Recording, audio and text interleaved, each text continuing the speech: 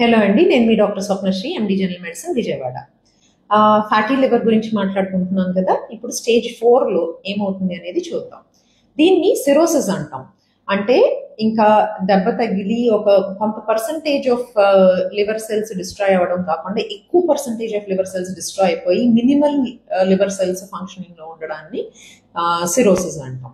అంటే ఇంకా bad stage అనమాట ఇది. ఇది ఈ స్టేజ్కి రావాలి అంటే ఆల్కహాల్ తీసుకునే వాళ్ళకేమో 10 to 12 years పడుతుంది.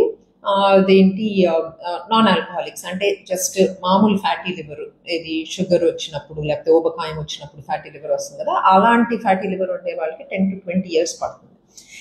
సో ఈ స్టేజ్ ఏంటి అంటే ఇంకా అన్ని లివర్ సెల్స్ అన్ని కూడా చనిపోతున్నాయి కదా. సో దాని ఫంక్షనాలిటీ తగ్గిపోతుంది, అరుగుదల తగ్గిపోతుంది, జాండిస్ వస్తుంది, కాళ్ళు చేతులు ఉబ్బుతాయి, బ్లీడింగ్ ఎక్కడ పడితే అక్కడ బ్లీడింగ్ వస్తుంది.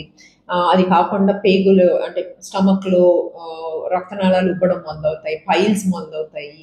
ఇంకా ఇక్కడి నుంచి ఏంటంటే లైఫ్లో స్మూత్గా వెళ్ళడం అనేది స్టాప్ అయిపోతుంది అనమాట. లైఫ్ అంటే ఇంక ఇబ్బందులు పడుతూ ఉంటారు.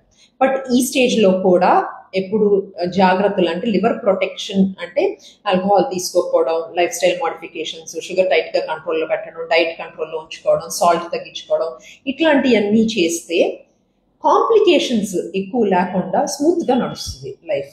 సో ఎప్పుడైనా కూడా ప్రతి స్టేజ్ ఆఫ్ లివర్ డిజీజ్లో కూడా జాగ్రత్తలు తీసుకోవడం అనేది ఇంపార్టెంట్. దీంట్లో మెయిన్గా ఏంటంటే కాంప్లికేషన్స్ రాకుండా, ఇబ్బంది పెట్టకుండా జాగ్రత్త తీసుకోవడం తప్పితే వేరే ఏమి ఉండదు అనమాట. సో ఆ స్టేజ్ వరకు వెళ్లకుండా ఉండాలి అంటే లైఫ్లో మనకి లివర్ చాలా టైం ఇస్తుంది, చాలా జాగ్రత్తలు తీసుకోవాలి. ఏం జాగ్రత్తలు తీసుకోవాలనేది నెక్స్ట్ వీడియోలో చూద్దాం. Thank you.